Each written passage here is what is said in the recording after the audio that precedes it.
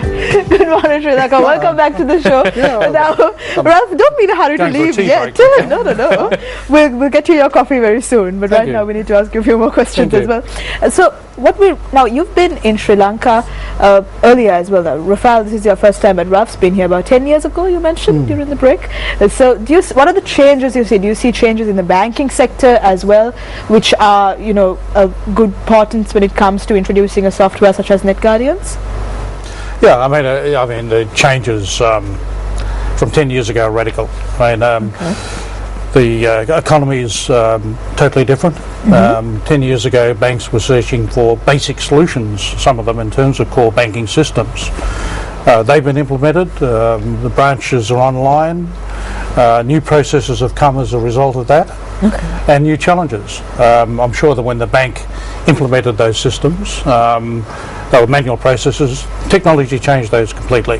Now the banks are looking for additional security, additional cost control on top of those things. So economically, financial products, systemically, in terms of regulation, the world is totally different, Sri Lanka is totally different. So we're keeping up, aren't we? Hopefully, and with this new software, and maybe that will happen, right, Jason? Yes, of course. What I was apart from the obvious, Ralph, is what I want to ask you is, apart from reducing security risk and whatnot, what are the other benefits that a bank could get out of using this software?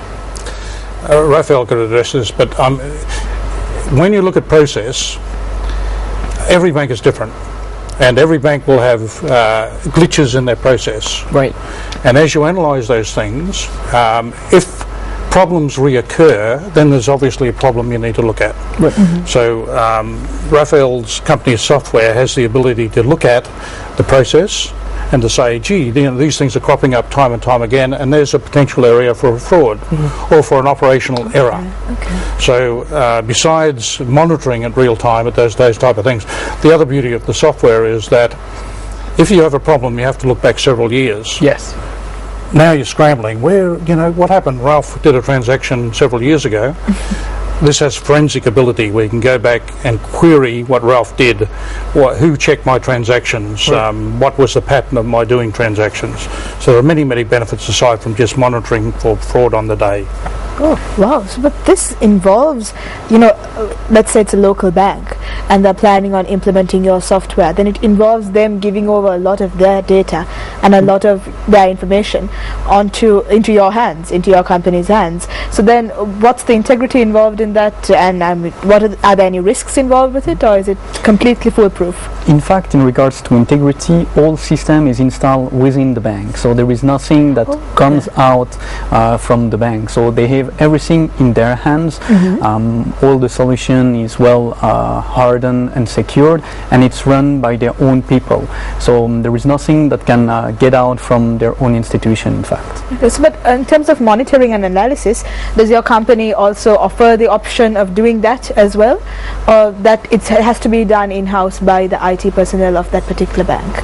So the own software has some engine that does analysis, like behavioral analysis, statistical analysis, and different type of pattern-based analysis. And what we are sharing from our experience that we have worldwide, we provide to all our customer a base of scenarios that we've seen elsewhere. So it's a kind of a community of old clients with whom we can share experience and enhance the solution with new type of control and new type of analysis done elsewhere around the world in order to increase the efficiency of the system. Well, this is amazing. I'm thinking of all of these action movies and the sci-fi thrillers where people are analyzing these numbers, and it seems pretry high-tech, doesn't it? Get me my black leather gloves and let me type. That sort of thing. Press a button and you know exactly what's happening anywhere in the world. But have you I don't know whether you can speak about this. I mean, you can tell me if you can or not. But have you caught fraudsters across the globe now? And I mean, there are people who are pretty afraid of your company at the moment. Afraid, I'm not sure that they are afraid. At least the people who take our solution are more happy, because recently we got a case in Africa where after having installed our solution, they noticed that there were one internal employee who was stealing all the credential of his colleagues and was doing some transaction under the names of colleagues and into some dormant account, and they caught this guy. So that was a case we were kind of proud, because usually they don't like to share with us all this information, but here they shared it with us, and it was that's amazing. Just imagine how that bust went down. Be like, stop, I'm Raphael, the engineer, the guy that made this software, freeze. And arrest that guy. That is very cool. But again, the companies, all the internal fraud that may or may not happen within companies, I mean, you don't know whether that's actually happening or not. If they choose to share, that's another story, but other than that, the internal matters will stay in that particular bank. Absolutely. Yes. Right. Those banks are not going to come to Raphael or come to us and say, you know, we had a problem. Well, no, not that they will come to you and say it, but maybe you can detect it because it's your software, but you can't.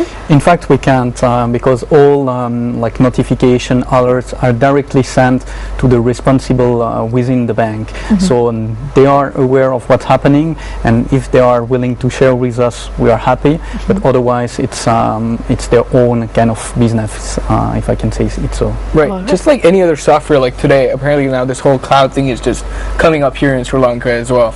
Like, and there's automatic updates when it comes to softwares. Does your software need an update regularly, or is it done manually? That you guys come over to the bank, look into it, update it, and then leave, or is it just automatically just updated? It's like a lot of this new solution. We have automatic update that runs over the cloud, where we can update scenarios and rules and the system directly via retrieving the information via secure areas. Wow. So, and also I picked up on something Ralph mentioned earlier, which was that this is done in real time.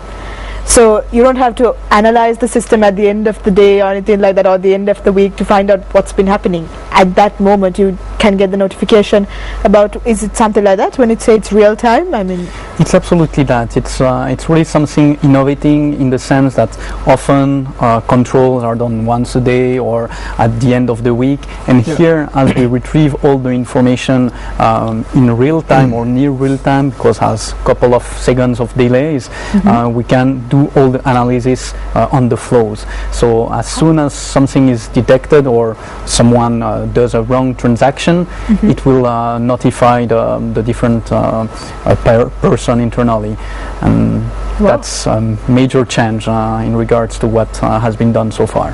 So what more can a bank ask for when it comes to, or any financial institution for that matter, I mean, when it comes to detecting fraud at any point? So Ralph, in your opinion, do you think that in the next 10 years maybe Sri Lanka can come abreast to what Singapore has achieved so far? Well, I mean, every country is in a state of evolution, and the countries who are behind actually evolve faster towards the countries that are in front. So, you know, the gap is narrowing. I mean, this is a universal problem. I mean, whether it's Singapore, whether it's China, whether it's Sri Lanka, it's exactly the same issue. It's issue for, you know, if a person sets out to defraud you, you're the second person to find out about that intent, basically, right? Yes. So Singapore has the same problem. Equally, the system applies in Singapore as it applies in Sri Lanka. In 10 years, it'll be no different. But the software itself and what you have to detect it will be, so maybe the rate of it and the number of occurrences. The banking process will be different, and therefore the things you're looking for will be different. Okay. And the software will evolve to cater for those things. All right. Basically, what we have noticed from country to country, the only things what differ is the amount of money that is involved in each cases. And that's it. But the type of fraud are always the same type of issues.